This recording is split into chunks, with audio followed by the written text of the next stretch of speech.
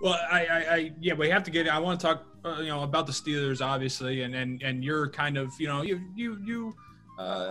to go away from the Steelers at the end of your career, which is fine. We got to talk about that. But you came back and you retired a Steeler in 2017, and you're with the Steelers now forever. How did that come about, and why was it so important for you to say, hey, I want to go and I want to be forever remembered as a Pittsburgh Steeler?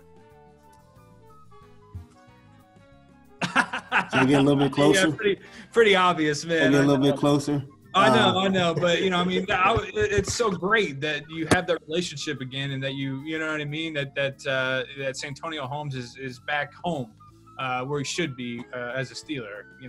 As a fan, we love it. I love it, and I guess I just want to get your perspective. To be able to retire as a Pittsburgh Steeler is an ultimate blessing from God and even from the Pittsburgh Steelers organization. Thankful for the Rooneys for giving me an opportunity to even be drafted. Yep. Growing up as a young kid, watching the Pittsburgh Steelers, being a fan of black and gold. My second Little League football team, we were the black and gold. We were the Belgrade Panthers, and our colors were black and gold. So as you can see, like that color rolled into my skin, into my blood as a young kid. So watching Rod Woodson, Yancey Thigpen, Cordell Stewart, Jerome Bettis, Hines Ward, and those guys when I was coming up in the early 90s, I wanted to do exactly what they did because my whole entire household were Cowboy fans. So can you imagine what the Pittsburgh Steelers and the Cowboys rivalry is like? Well, that's what it was like in our household. So me and my uncle, who's my favorite, we grew up together, we battled, we love each other, and to this day, we are mere opposites. He's a Cowboy fan, I'm a Steeler fan. He was a North Carolina Tar Heel fan, and I was a rival Duke Blue Devil fan.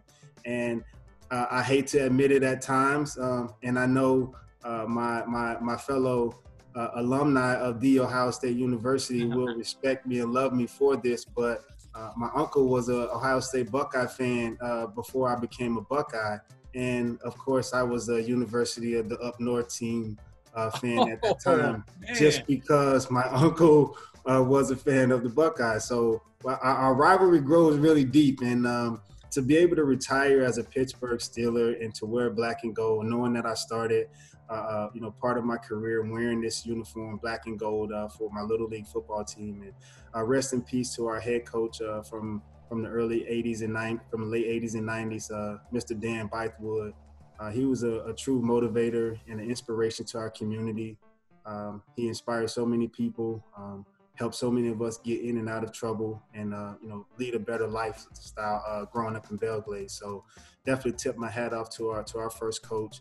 And even all the coaches that coached me back in my Little League, middle school, and high school days, and even my college days. So thank you to all you guys for what you've done and allowing me to develop this character. And this character of an MVP, has stolen something from each one of you that you have taught me valuable lessons that I would never forget.